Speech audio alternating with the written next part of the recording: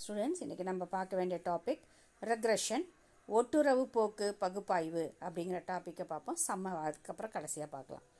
Evolution of regression, அதாவது ஒட்டுறவு போக்கினுடைய மதிப்பீடு அப்படிங்கிறது தான் ஒட்டுறவு போக்கு பகுப்பாய்வுன்னு இதை சொல்லுவாங்க. இப்போ நம்ம பார்க்கக்கூடியது எவல்யூஷன் ஆஃப் ரெக்ரெஷன் அப்படின்னா அதாவது என்ன சொல்லலாம் அந்த இடத்துல அப்படின்னு பார்க்கும்போது ஒட்டுறவு போக்கினுடைய ஆய்வு மதிப்பீடு அப்படின்னு சொல்லலாம். The term regression was first coined and used in 1877 by Francis Galton while studying the relationship between the height of the fathers and son. The average height of children born of parents of a given height tended to move or regress towards the average height in the population as a whole.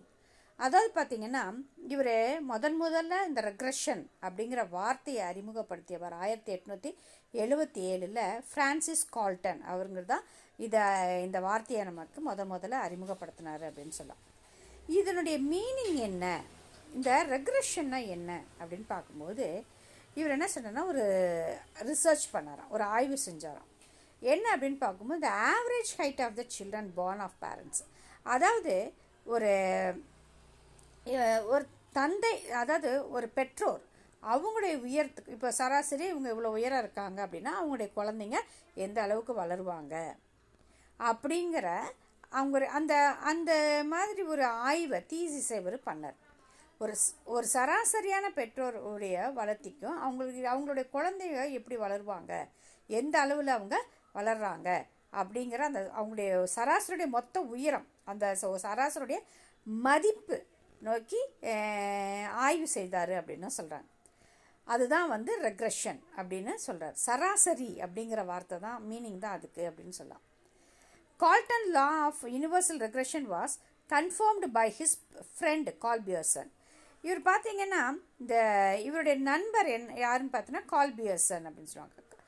who collected more than 1000 records of heights of members of family groups. இவர் கிட்டத்தட்ட ஒரு 1000க்கு மேற்பட்ட குடும்பங்களை இவர் என்ன செஞ்சுருக்காரு அப்படின்னு பார்க்கும்பொழுது ஆய்வு செஞ்சுருக்காங்க. அந்த குடும்பத்தில் உள்ள நபர்களுடைய உயரங்களை இவர் சேகரித்து என்ன செஞ்சுருக்காங்கன்னு பார்த்தீங்கன்னா அதை பற்றின விளக்கங்கள், அதை பற்றின ஆய்வுகளை இவங்க செஞ்சுருக்காங்க அப்படின்னு சொல்லலாம்.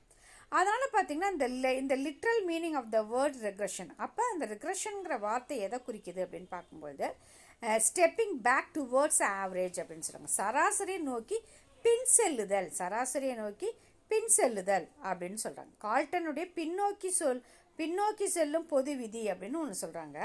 ஆனால் அதுதான் பார்த்தீங்கன்னா கால்டன்ஸ் லா ஆஃப் யூனிவர்சல் ரெக்ரெஷன் பின்னாடி வரும் நமக்கு.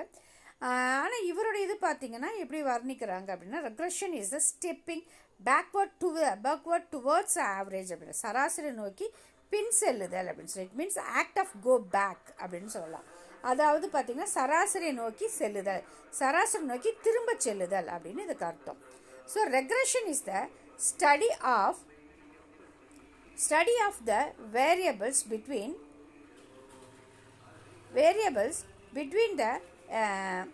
the variables. அதாவது ரெக்ரெஷன் அப்படிங்கிறது பார்த்தீங்கன்னா மாறிகளை பற்றி படிக்கக்கூடியது, அதனுடைய உறவு முறைகளை பற்றி விளக்கக்கூடியது அப்படின்னு சொல்லுவாங்க. If Y is a dependent variable and X is a independent variable. Y அப்படிங்கிறது பார்த்தீங்கன்னா சார்பு மாறின்னு சொல்லுவாங்க, டிபெண்ட் வேரியபிள் சார்ந்து இருக்கக்கூடியது. எக்ஸ் அப்படிங்கிறது இண்டிபெண்ட் அப்படின்னு பார்க்க தனித்த மாறி அப்படின்னு சொல்கிறாங்க. The linear relationship between the variable is called the regression equation of y on x. So இவங்களுடைய ஈக்குவேஷன் சமன்பாடு, இந்த கோட்டினுடைய அந்த கோட்பாடு, இந்த சமன்பாடு அப்படின்னு நம்ம பார்க்கும்போது இந்த இரண்டினுடைய வேரியபிளுடைய சமன்பாடுனா எக்ஸ் ஆன் ஒய் அப்படின்னு சொல்கிறாங்க. The regression equation is used to estimate the value of y corresponding to the known value of x. அதாவது என்ன சொல்கிறாங்கன்னா எக்ஸோட மதிப்புக்கும் ஒய்யோட மதிப்புக்கும் எப்படி இருக்கும் அப்படின்னு சொல்கிறாங்க. ஸோ இந்த ஈக்குவேஷனை பயன்படுத்தி எக்ஸோட வேல்யூ என்ன, ஒய்யோட வேல்யூ என்ன அப்படிங்கிறத கால்குலேட் பண்ண முடியும் அப்படின்னு சொல்கிறாங்க. The line describing this tendency to regress or going back was called by Galton's regression line. So இதுதான் பார்த்தீங்கன்னா இவரோட இந்த அதாவது பின்னோக்கி செல்லுதல் அப்படிங்கிற கருத்தை கால்டன் என்ன சொல்கிறாருன்னா ஒட்டுறவு கோடு அப்படின்னு சொல்லிட்டு இதை வர்ணிக்கிறாரு அப்படின்னு சொல்லுவாங்க. இது ரெண்டுக்குள்ள வேறுபாடுகள் என்னென்ன அதாவது பார்த்தீங்கன்னா கார்லேஷனுக்கும் ரிக்ரெஷனுக்கும் என்ன மாதிரியான டிஃப்ரென்சஸ் இருக்குது அப்படின்னு நம்ம பார்க்கும்போது ஃபஸ்ட்டு பாயிண்ட் என்ன சொல்கிறாங்க அப்படின்னு நம்ம பார்க்கும்போது correlation is the relationship between the two or more variables which vary with the other in the same or the opposite direction. இரண்டு அல்லது அதற்கு மேற்பட்ட மாறிகளினுடைய மதிப்புகள் ஒரே திசையில் ஒரே அது ஒரே திசையில் இருந்தாலும் சரி இல்லை எதிர் திசையில் இருந்தாலும் சரி எப்படி மாற்றம் அடைகிறது அப்படிங்கிறத பற்றி சொல்கிறேன். ரெக்ரெஷன் அப்படின்னு நம்ம பார்க்கும்போது ஒட்டுறவு அப்படின்னு சொல்லுவாங்க. Regression means going back and it is a mathematical measure showing the average relationship between the two variables. ஒரு மாறியினுடைய மதிப்பில் மாற்றம் ஏற்பட்டு அதனால் மற்ற மாறியினுடைய மதிப்பில் எத்தகைய மாற்றத்தை ஏற்படுத்துது அப்படிங்கிறத சொல்லக்கூடியது தான் ஒட்டுறவு ரெக்ரெஷன்ஸ். ஆனால் இந்த இடத்துல ரெண்டு வேரியபிள்ஸ் மட்டும்தான் பயன்படுத்துவாங்க அப்படின்னு சொல்கிறாங்க. அடுத்த செகண்ட் பாயிண்ட் என்ன சொல்கிறாங்கன்னா both variables X and Y are random variables அப்படின்னு சொல்கிறாங்க. ஸோ எக்ஸும் ஒய்யும் பார்த்தீங்கன்னா ரெண்டுமே தனித்தனி மாறிகள் அப்படின்னு சொல்கிறாங்க. இதில் ஒட்டுறவில் என்ன சொல்கிறாங்கன்னு பார்த்தீங்கன்னா both the variables maybe random variables. ஒரு மாதிரி தனித்த மாதிரியாகவும் இன்னொன்று பார்த்தீங்கன்னா டிபெண்ட்டாக இருக்கும் சார்ந்த மாதிரியாகவும் இருக்கும் அப்படின்னு சொல்கிறாங்க. அடுத்த தேர்ட் பாயிண்ட் என்ன சொல்கிறாங்க அப்படின்னு நம்ம பார்க்கும்போது if find out the degrees of relationship between two variables and not the cause and effect relationship அப்படின்னு சொல்கிறாங்க. இரு மாறிகளுக்கு இடையே உள்ள தொடர்பை மட்டும்தான் இது ஆராய்கிறது. இதற்கான காரணங்களையோ விளைவுகளை பற்றி இது ஆய்வு செய்வது கிடையாது அப்படின்னு சொல்கிறாங்க. இதே ரெக்ரெஷனில் என்ன சொல்கிறாங்க அப்படின்னு நம்ம பார்க்கும்பொழுது it includes a cos and effect relationship between the variables and establishes functional relationship அப்படின்னு. இரு மாறிகளுக்கு இடையே காரண விளைவை ஆராய்ந்து அதை சார்பு தொடர் ஃபங்க்ஷன் அது சார்பு தொடர்புடையதாக அது ஏற்படுத்துது அப்படின்னு சொல்கிறாங்க. அடுத்த ஃபோர்த் பாயிண்ட் பார்த்தீங்கன்னா it is used for testing and verifying the relationship between two variables and gives a limited information. அது இரு காரணிகளுக்கு இடையே உள்ள தொடர்பை சோதனை செய்வதும் அதை உறுதிப்படுத்தவும் இது பயன்படுத்துகிறாங்க. சோதனை செய்து அதை கன்ஃபார்ம் பண்ணுறதுக்கும் தான் இதை பயன்படுத்துகிறாங்க அப்படின்னு சொல்லுவாங்க. Besides a verification, it is used for the prediction of one value in relation to the other given value அப்படின்னு சொல்லுவாங்க. இரண்டு காரணிகளுக்கு இடையே உள்ள தொடர்பை ஆய்வு செய்வதோடு மட்டுமில்லாமல் தனித்த மாறியினுடைய மதிப்பையும் சார்பு மாறியுடைய மதிப்பையும் எவ்வளோ இருக்குது அப்படிங்கிறத இது ஒரு கெஸ்ஸிங்கில் ஒரு ஊகத்தினுடைய அடிப்படையில் செய்வதற்கு இது உதவியாக இருக்குது அப்படின்னு சொல்லுவாங்க. அடுத்து ஃபிஃப்த்து பாயிண்ட் பார்த்தோம்னா the coefficient of correlation is a relative measure. The range of relationship lies between -1 and +1. உடன் தொடர்புக்கான R அப்படிங்கிற சார்பு தான் இதோட அளவு. இதோட மதிப்பு -1 இருக்கலாம் அல்லது +1 இருக்கலாம். அடுத்தது regression coefficient is an absolute figure. If we know the value of the independent variable, we can find the value of the dependent variable. ஒட்டுறவு காரணிகளாக இருந்தாலும் சரி இல்லை சார்பு அளவுகளை பயன்படுத்தியோ இல்லை தனித்த மாறிகளினுடைய சார்பை தனித்த மாறி அல்லது சார்பு மாறியுடைய மதிப்பை இது ஏற்படுத்தக்கூடிய மாற்றத்தினுடைய அளவை குறிக்கக்கூடியது அப்படின்னு சொல்லுவாங்க. அடுத்து சிக்ஸ்த்து பாயிண்ட் பார்த்தீங்கன்னா there may be a spurious correlation between two variables. ரெண்டுக்குமே தொடர்பில்லாத மாறிகளை இது உருவாக்குது. இட் மீன்ஸ் ஸ்போரியஸ் அப்படின்னு போலி ஆனால் உடன் தொடர்பு இது ஏற்படுத்துது அப்படின்னு சொல்லலாம். தவறானது.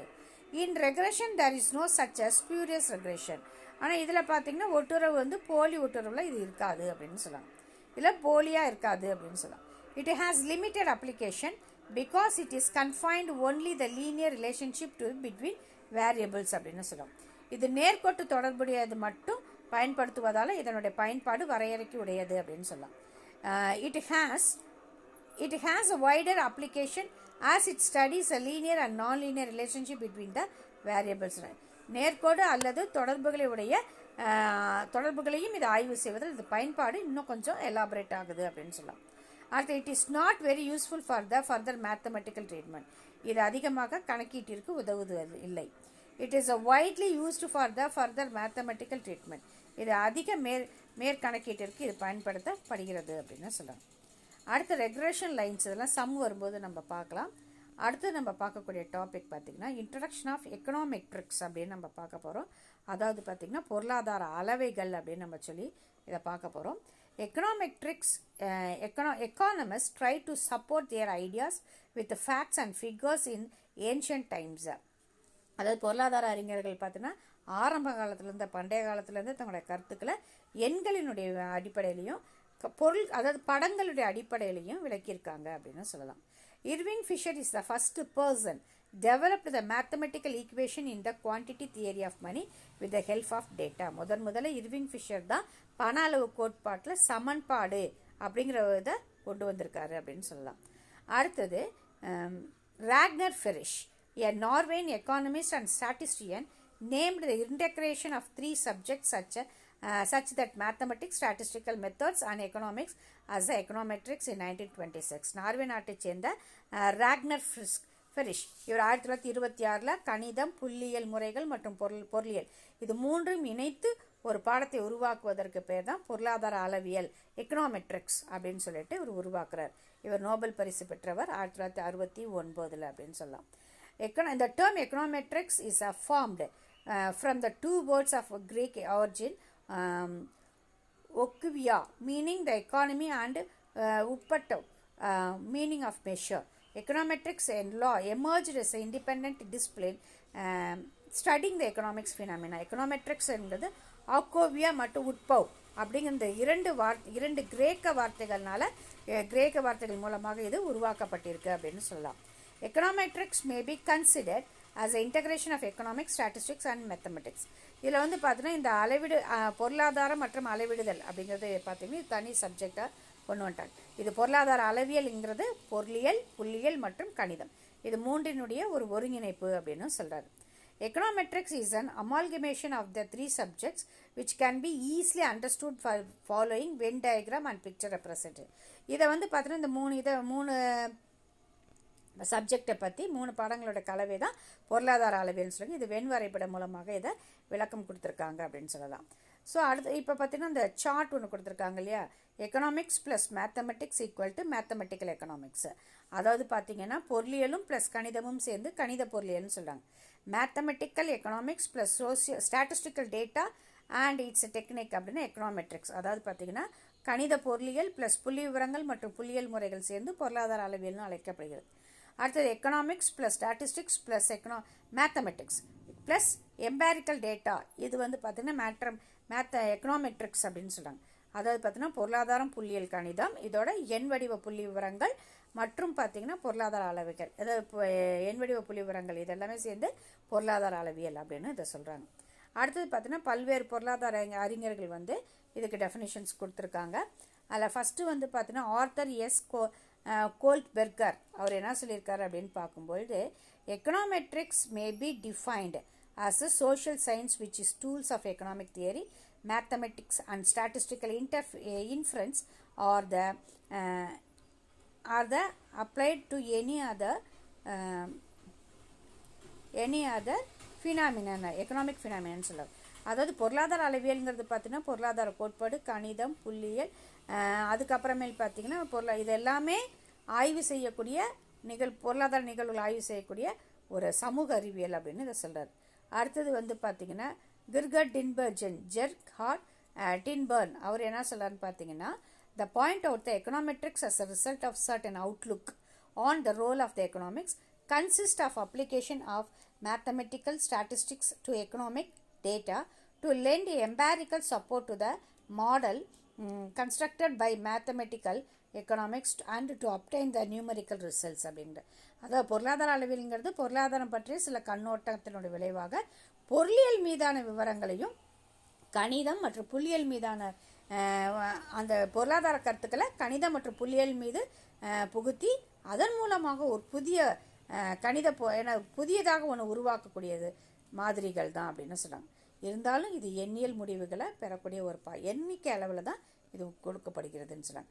அடுத்தது பார்த்தா தேயல் அவர் என்ன சொல்கிறாருன்னா econometrics is concern with empirical determination of economic laws. பொருளாதார அளவியல்ங்கிறது பார்த்தீங்கன்னா பொருளாதார விதிகளுக்கு எண் விவரங்கள் அடிப்படையில் டேட்டானாலே புள்ளி விவரங்கள் தான் எண்ணிக்கை அடிப்படையில் தான். In the other words, Ragnar Frisch, the mutual penetration of quantity econometric theory and statistical observation in the essence of econometrics. So Ragnar Frisch பார்க்கும்போது பொருளாதார அளவியல் மற்றும் கருத்து மற்றும் புள்ளி விவரங்கள் பார்வைகளை இது இரண்டும் ஒன்றுக்கொண்டு பரஸ்பர ஊடுருவலை கொண்டு இருக்குன்னு சொல்லலாம், ஒன்றுக்கொண்டு நெருங்கிய தொடர்புடையதாக இருக்குது அப்படின்னு சொல்லலாம்.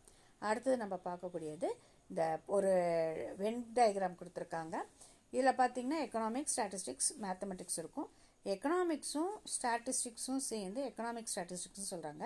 மேக்ஸும் ஸ்டாட்டிஸ்டிக்ஸும் சேர்ந்து மேத்தமெட்டிக்கல் ஸ்டாட்டிஸ்டிக்ஸ், புள்ளியல், கணித புள்ளியல்னு சொல்கிறாங்க. அடுத்தது நம்ம பார்க்கக்கூடியது மூன்றுமே இணைந்ததுக்கு பேர் எக்கனாமெட்ரிக்ஸ், பொருளாதார அளவியல். அடுத்தது பார்த்திங்கன்னா எக்கனாமிக்ஸும் மேக்ஸும் ஜாயிண்ட் ஆகிறது கணித பொருளாதாரம், மேத்தமெட்டிக்கல் எக்கனாமிக்ஸ் அப்படின்னு சொல்கிறாங்க. ஸோ அடுத்தது அப்ஜெக்டிவ்ஸ் ஆஃப் எக்கனாமெட்ரிக்ஸை நம்ம நாளைக்கு பார்க்கலாம். தேங்க்யூ.